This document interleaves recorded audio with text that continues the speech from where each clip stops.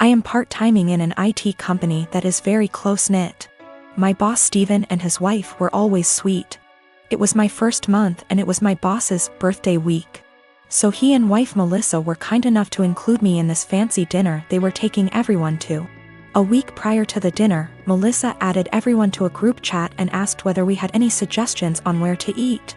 I told her that I am fine with anything as long there are vegetarian options available or at least chicken. They brought their daughter Steph to the dinner and she is a sweet little girl. Now Steph was really interested in me and she kept on asking me questions about how I look the way I look. Now I am short, 5 feet, but can be somewhat deemed as fit to today's generation. I was transparent with her and told her that I don't restrict myself to certain foods but rather eat everything in moderation. Plus I have a plant-based diet and home-cooked meals so that helps, and I also lift weights. Now Melissa overheard our conversation partially. She pulled me aside and told me that Steph was recovering from eating disorder, so she encouraged me to be honest with her and not lie to her and not to order anything that screams diet. When I saw the menu, there were little to no vegetarian options available. It didn't have anything for me. I was very disappointed and made a comment that, oh wow, there are no vegetarian options. Melissa chimed in and said that eating meat once in a while won't affect my weight. Now, when I say plant-based diet, it's not that I don't eat meat, but I only eat chicken maybe once a week as a side dish, and certain types of fish occasionally, but other than that I mostly eat vegetarian dishes. My food habits are not for my weight, but for my religion / culture. It has nothing to do with my weight. When the waiter came in, I was still glued to my menu when all the others had already ordered. Melissa said that oh she will have the duck too, and I interrupted and said that no, I will have the garden salad. I hate salads, but there were no other veg options. Melissa got quiet. After a few minutes she told me that I shouldn't have lied and lead on her daughter if I was going to order a skinny salad and starve myself. She said that I am just like those IG influencers who lie to impressionable young girls about their food habits and bodies, and I just proved that by ordering a salad after giving her daughter a "don't restrict yourself" speech, and I probably triggered her eating disorder. I tried to explain that I only ordered a salad because there was no other option in the menu for me, but then she said that I should have just sucked up and eaten the duck as it isn't going to affect my weight, but then again, I corrected that it is a religious thing and not a diet thing. She said that if I eat chicken then obviously I would eat other animals too, and I was just putting up an act. It was horrible. She completely tore me down and I immediately left. My son Simon, he is 16, moved out of the room he used to share with his little brother and got his own room a few months back. Ever since, he's been complaining about his mom barging in without knocking and interrupting his sleep and studying. Sometimes when he's changing. I know that she's his mother, but he says he's got his own room and has a job and is learning to become an independent adult, but doesn't feel like his privacy is being respected even when that's his mom. He says he's not a kid anymore and is entitled to at least get a knock on the door before she comes in. He was getting tired of her not listening to him, so he came to me and said, "Dad, you need to help me set some clear boundaries with Mom." So I spoke to her about her need to knock before entering Simon's room. She was like, "What? And no, we're family, not strangers. Do you really expect me to foolishly knock on the door 5 times a day? That's ridiculous. Also, the knocks doors in their own home?" I told her my family, for instance. She made a face, then went on a rant about how my family hate each other's and the way they treat each other's like they were strangers is shameful. I told her family or strangers, it's about respecting one's privacy. We had an argument about it and I told her if she wasn't going to stop with the barging and refuse to knock on the door before entering, then our son will get a lock. She did it again at 11 p.m. She barged in when our son was asleep. He jumped up because he got scared. Once he told me this, I told him to go ahead and get a lock and pay for it with his own money. There was literally no other way.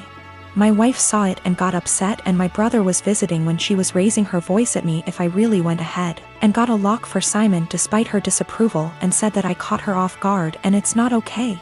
Because this teaches our children that they can manipulate one parent into doing what they want. I told her that Simon got the lock, not me, and I already warned her about the possibility of him getting a lock because he was getting tired of her boundary crossing. So she should have expected this outcome. She mentioned the same above points in her defense and said locks mean secrets and that's not good. My brother was sitting watching while she was complaining. She began chewing him out when he asked her to let Simon keep the lock and said it wasn't a big deal. She stopped talking to me and Simon till we removed the lock, but I've no intentions on doing that. My partner and I want to be married, but we don't care much for the idea of having a wedding. We wanted to elope, but my mom has been telling me since I was 16, and had never even had a boyfriend, that she wanted to see me get married and she would basically never forgive me if I eloped. I do like the idea of my family being there to celebrate with us, but I hate the idea of spending money we don't have on this huge party just so that our relationship can change in nothing but name and legal benefits. And for various reasons, it doesn't make sense for us to wait until we can afford a wedding to get married. We wanted to keep it small, preferably under $3,000, which is honestly more than I'd like to spend. But we have to be realistic. We had planned on having it in my in-laws' backyard, but even that was more money and effort than I was willing to put forth. I was stressed and feeling like I was out of options, so one day, I vented to my mom. She seemed really excited about the idea of helping me plan a wedding. It was kind of a red flag when she said, "My mom didn't help me plan my wedding. Let me live vicariously through you." But still, I agreed. She seemed really excited to help me find a venue. I was not excited, because I have not been excited about one single step in the wedding process and I just want it to be over. About a week later, I found out that this really great park in our city, that my partner loves, does weddings for an extremely small fee. I emailed the event coordinator and found out that the date we want is available. I told my mom, and her reaction was, "So I guess you don't need my help finding a place, then?" And every time I talk about it, she says the same thing. She has always talked about how shitty it is to guilt trip someone, but I feel like that's exactly what she's trying to do. I honestly can't tell whether or not I've done something wrong. Like, I'm not sure if I implied that I would only get married in a place she helped me find. I don't feel like trying to take action on my own wedding is that great of an offense, but I can tell she's upset. I want to make her feel better, but at the same time, I don't want to change our plans again just so that she can feel involved. So, my fiancé took up cooking during quarantine. We used to cook little and instead ate a lot out of the house. We could afford it and tended to eat healthy. Of course, we can both cook, but given our busy schedule, it was easier to eat out. Also, to be honest, I don't really like cooking and consider it a chore to be avoided. I love food, but there are other things that I would rather do in my own time. Due to quarantine, my fiancé has decided to cook more and has found that she enjoys it a lot. This is great. I am happy for her that she has discovered something new that brings her joy. Turns out she's pretty good at it too, and she cares about learning new skills, etc., so I benefited too. I still don't really like cooking myself, as I said, so in exchange for her putting all that effort into cooking, I help her out by paying for takeout in the evenings when she doesn't feel like cooking, and also I do everything else, wash the dishes, clean the table, etc. on the days she cooks. To the best of my knowledge, she agreed that this was an appropriate compromise, and of course, if she felt it was unfair, I would be happy to fill the gap in other ways. But she seemed to enjoy it. As her culinary experiments expanded into baking and became more complex overall, she began to involve me in cooking. I would go into the kitchen to have a drink and check it out, and she would say, "Oh, could you help me chop this while I fry this?" Or something like that. I cut carrots for her or something like that, chatted with her about food, and then went back to my business. I didn't mind it at all. But gradually I became her sous chef, especially when she wants to cook food together. Keep in mind that her culinary experiments are complex and sometimes take 2 or more hours. So my whole evening goes into these culinary endeavors, and it happens several times a week. On top of that, she tends to boss me around in the kitchen and can be a little rude. As you can probably guess, we got into a fight over this. I told her that I don't like her attitude in the kitchen when I help, and I don't like to cook in general. I would feel better helping her if she wasn't so rude to me. But honestly, I don't want to spend 8+ hours every week cooking. It's not my hobby, it's hers. If she wanted me to take part in cooking, I bought everything or cooked something simple. She was very upset. She said it was unfair, that I was enjoying the fruits of her labor but not doing my part. And that cooking took 2 hours and dishwashing / cleaning only half an hour.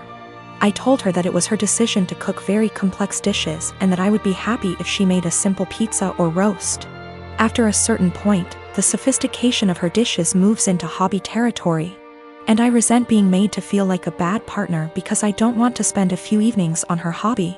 We haven't really worked it out. I actually bought / cooked my own food a few times so I didn't enjoy the fruits of her labor. But that seemed to upset her even more, and our refrigerator started to fill up with more leftover food than she could eat herself.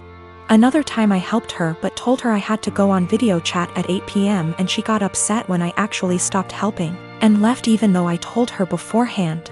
I'm afraid I told her somewhat caustically that I was not her sous chef to command the kitchen. I tried to discuss it with her again when we felt calmer. I told her that I liked that she found a new hobby. But it's her hobby and I can't help it and don't want to feel obligated to do it. She countered that it was not feminist of me to put the cooking on her and benefit from it without helping her. The feminist connection doesn't make much sense to me because neither of us used to cook much. And she decided to take up cooking herself, but of course I didn't tell her that. I told her that if she wanted to discuss the division of labor in our household, we could do so and come up with something new that reflected the fact that she now cooks more. We tried to do this, but she wanted to count all the time she spends cooking as time around the house. So, according to her ideal distribution of housework, she spends over 10 hours cooking just dinner each week, which somehow leaves me with almost all other chores around the house. I told her I didn't like it because cooking complicated meals is a hobby. It's not fair to say that 6 / 10 hours of her housework is actually her hobby, and I have to do the equivalent amount of real housework if that makes sense. So we are in a bit of an impasse. Am I really a bad feminist? I don't think I'm wrong. I'm very familiar with emotional labor, mental stress and all that, but I may be wrong. I love this woman and obviously want to marry her. But we are usually good at making logical decisions, and this is the first time we have had such a disagreement. I don't know how to get her to understand the line between cooking as a necessary activity and cooking as a hobby. P.S. The fiancé has taken up cooking gourmet meals as a hobby. But now it becomes my responsibility to help out and do more housework that I don't think I should.